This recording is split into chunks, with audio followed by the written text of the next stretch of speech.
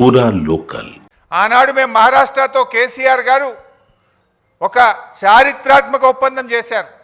అటు మేడిగడ్డకు, ఇటు వార్ధా మీద, అటు చెనాకా కొరాటాకు ఒకేసారి 3 అగ్రిమెంట్లు చేసినారు. అంటే ఇచ్చిపుచ్చుకునే ధోరణితో మహారాష్ట్రను ఒప్పించి మెప్పించి 3 అగ్రిమెంట్లు చేశారు. ఆనాడు ఉత్తమ్ కుమార్ రెడ్డి మాట్లాడతాడు.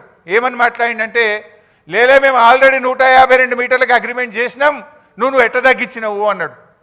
ఆనాడు ఎయిర్పోర్ట్లో కేసీఆర్ గారు మాట్లాడారు, ఉత్తమ్ కుమార్ రెడ్డి నువ్వు 152 మీటర్లకు అగ్రిమెంట్ చేసుంటే ఇంకా గంట సేపు నేను ఇన్నే ఉంటా, నువ్వు రా, ఆ అగ్రిమెంట్ నాకు చూపి నేను ఇక్కడ నుంచి రాజ్ భవన్కు పోయి రాజీనామా చేస్తాను. ఆ రోజు కేసీఆర్ గారు సవాల్ చేశారు. ఇది నేను నోటి మాట చెప్తలే, నా వీడియో కూడా మీరు చూడండి కావాలంటే.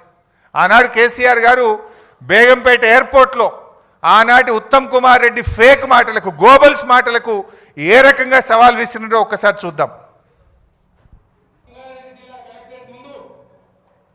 ఈ రాష్ట్ర ప్రదేశ్ కాంగ్రెస్ కమిటీ అధ్యక్షుడు ఉత్తమ్ కుమార్ రెడ్డి, ఆయనతో పాటు శాసనసభలో ప్రతిపక్ష నాయకుడు జానారెడ్డి ఇద్దరు కలిసి ఏం మాట్లాడతారు?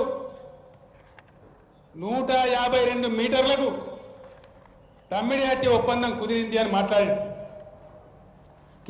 ఉత్తమ్ కుమార్ రెడ్డి, నీవు నిజంగా నిజాయితీ ఉన్నవాడు అయితే నేను ఎట్లయినా బేగంపేట ఎయిర్పోర్ట్లో ఇంకో అర్ధగంట 40 నిమిషాలు ఉంటా, నీకు దమ్ముంటే ఆ ఒప్పందం కాగితం తీసుకొని బేగంపేట ఎయిర్పోర్టుకు రా. ఒకవేళ అది నిజమే అయితే ఇక్కడి నుంచి నేను ఇంటికి పోను, రాజ్భవన్కు అయినా రాజీనామా సమర్పిస్తాను మనవి చేస్తా ఉన్నాను.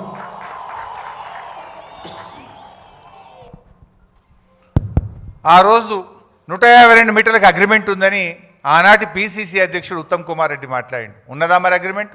ఈ రోజు వరకు, ఆ రోజు కేసీఆర్ గారు ఓపెన్ ఛాలెంజ్ చేసిండ్రు, ఇయ్యాలటి వరకు కూడా చేయలే. నిజంగా అగ్రిమెంట్ ఉంటే 7 సంవత్సరాలు అధికారంలో ఉండి ఎందుకు తట్టెడు మట్టి కూడా మీరు తవ్వలేదు అంటే అబద్ధపు మాటలు, గోబల్స్ మాటలు. ఆనాడు కేసీఆర్ గారు మంచి పని చేస్తుంటే దాని మీద ఏదో అమృత భాండాగారంలో విషపు చుక్క వేసినట్టు, ఒక మంచి పని జరుగుతుంటే దాన్ని ఒక అబద్ధాలు చెప్పి అనుమానాలు కల్పించేటువంటి ప్రయత్నాన్ని సృష్టించారు.